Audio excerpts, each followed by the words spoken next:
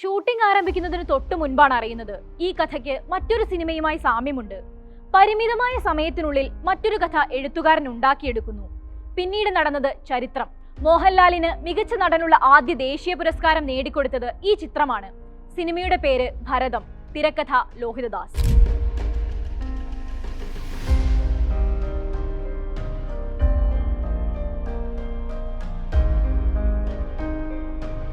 എഴുതാനിരിക്കുമ്പോൾ കഥാപാത്രങ്ങൾക്ക് അടുത്തതായി എന്ത് സംഭവിക്കുമെന്നോ ക്ലൈമാക്സ് എങ്ങനെയായിരിക്കുമെന്നോ എനിക്കറിയില്ല.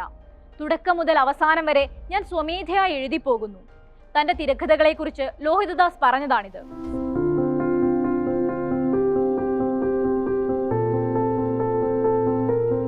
എം.ടിയും പത്മരാജനും ജോൺ പോളും എല്ലാം അരങ്ങുവാണിരുന്ന കാലത്ത് ചുണ്ടിൽ എരിയുന്ന സിഗരറ്റും തലയിൽ ഒരു തൂവാലക്കെട്ടും കെട്ടി അമ്പഴത്തിൽ കരുണാകരൻ ലോഹിതദാസ് എന്ന A.K. ലോഹിതദാസ് മലയാള സിനിമയിൽ രംഗപ്രവേശനം ചെയ്തു.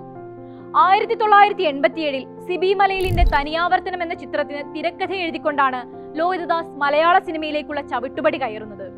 ജോഷി, ഭരതൻ, IV ശശി, സത്യൻ അന്തിക്കാട് എന്നീ സംവിധായകർക്കൊപ്പം പ്രവർത്തിച്ചുവെങ്കിലും ലോഹിതദാസിന്റെ മികച്ച സിനിമകൾ പിറന്നത് സിബി മലയിലിന്റെ സംവിധാനത്തിലാണ്.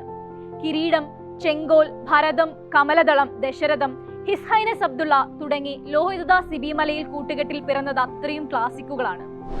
എഴുതാപ്പുറങ്ങൾ, വിചാരണ, മുദ്ര, ധനം എന്നിങ്ങനെ തൊട്ടതെല്ലാം അവർ പൊന്നാക്കി. 1988 ഭൂതക്കണ്ണാടിയിലൂടെ മികച്ച നവാഗത സംവിധായകനുള്ള ദേശീയ പുരസ്കാരം അദ്ദേഹം നേടി.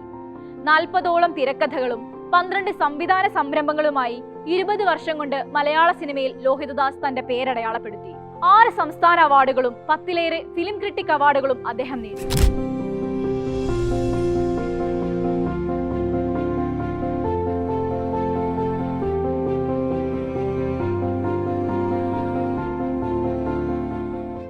നമുക്ക് ചുറ്റും ജീവിക്കുന്ന സാധാരണ മനുഷ്യരുടെ പകർപ്പുകളായിരുന്നു ലോഹിതദാസിന്റെ കഥാപാത്രങ്ങളെല്ലാം. അവർ അനുഭവിക്കുന്ന ദുഃഖങ്ങളും ദുരിതങ്ങളും സംഘർഷങ്ങളുമായിരുന്നു ലോഹിതദാസ് സിനിമകൾ. ആദ്യ തിരക്കഥയായ തനിയാവർത്തനം മുതൽ നമുക്കിതു കാണാം.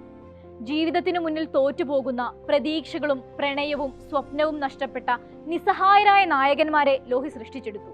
തനിയാവർത്തനത്തിലെ ബാലൻമാഷ്, കൗരവരിലെ ആന്റണി, കിരീടത്തിലെ സേതുമാധവൻ, ഭരതത്തിലെ ഗോപിനാഥൻ തുടങ്ങി എണ്ണം പറഞ്ഞ പുരുഷ കഥാപാത്രങ്ങൾക്കൊപ്പം അമരത്തിലെ ചന്ദ്രിക, കസ്തൂരിമാനിലെ പ്രിയംവദ, അരയന്യങ്ങളുടെ വീട്ടിലെ രാഗിണി, കന്മദത്തിലെ ഭാനു, ഭരതത്തിലെ ദേവി തുടങ്ങി ആഴമുള്ള സ്ത്രീ കഥാപാത്രങ്ങളെയും ലോഹിതദാസ് ഒരുക്കി.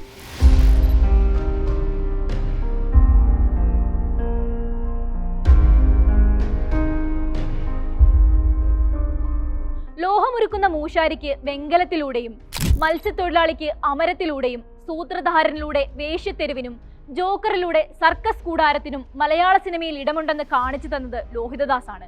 ജയപരാജയങ്ങൾക്കപ്പുറത്ത് കാലങ്ങൾക്കിപ്പുറവും ആ സിനിമകൾ ഓർമ്മിക്കപ്പെടുന്നു. ലോഹിതദാസ് സിനിമകളെ കുറിച്ച് പറയുമ്പോൾ പലരും വിട്ടുപോകുന്ന ഒരു സിനിമയുണ്ട്. മമ്മൂട്ടിയിൽ നിന്ന് ഒരിക്കലും രൂപപ്പെടില്ലെന്ന് കരുതിയ കഥാപാത്രം. ലോഹിതദാസിൽ നിന്നോ ജോഷിയിൽ നിന്നോ ആരും പ്രതീക്ഷിക്കാത്തൊരു cinema, Kuttettan. സാമ്രാജ്യവും Kottayam കുഞ്ഞച്ചനും Iyer the ഗ്രേറ്റും റിലീസായ വർഷം തന്നെ മമ്മൂട്ടിയെ കൊണ്ട് ഇങ്ങനൊരു വേഷം ചെയ്യിക്കാൻ ലോഹിതദാസും ജോഷിയും ധൈര്യം കാണിച്ചു. ഉടലിന്റെ ആടിക്കുഴയിലല്ല, കഥാപാത്രമായി മാറാനുള്ള നടന്റെ കഴിവാണ് ഫ്ലെക്സിബിലിറ്റി.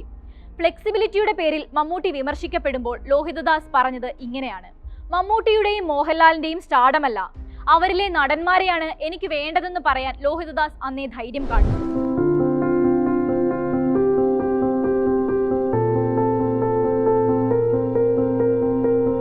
അരയണ്ണങ്ങളുടെ വീടിലൂടെ ലക്ഷ്മി ഗോപാലസ്വാമിയും, സൂത്രധാരനിലൂടെ മീര ജാസ്മിനും, നിവേദ്യത്തിലൂടെ ഭാമയും വിനുമോഹനും ഒക്കെ ലോഹിയുടെ കയ്യും പിടിച്ചാണ് അഭ്രപാളയിലേക്ക് ചേക്കേറിയത്.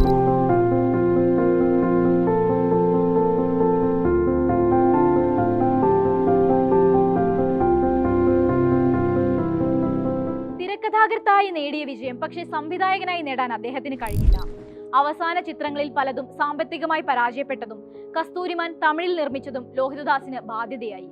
മികച്ച തിരിച്ചുവരവിനായി സ്വപ്ന പദ്ധതിയായ ഭീഷ്മർ കടഞ്ഞെടുക്കുന്നതിനിടയിൽ ഒരു മഴക്കാലത്ത് കാലം ലോഹിയെ മടക്കി വിളിച്ചു.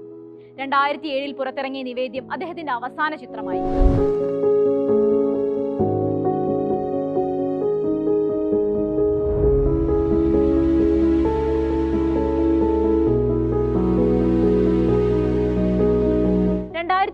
ജൂൺ 28 തനിയാവർത്തനങ്ങളില്ലാതെ ആ കലാകാരൻ വിട പറഞ്ഞു. പ്രിയപ്പെട്ട ലോഹി, നിങ്ങളുടെ തെളിച്ചമുള്ള ചിത്രങ്ങൾ മലയാളത്തിന്റെ ഓർമ്മകളിൽ നിന്ന് ഒരിക്കലും ആയില്ല.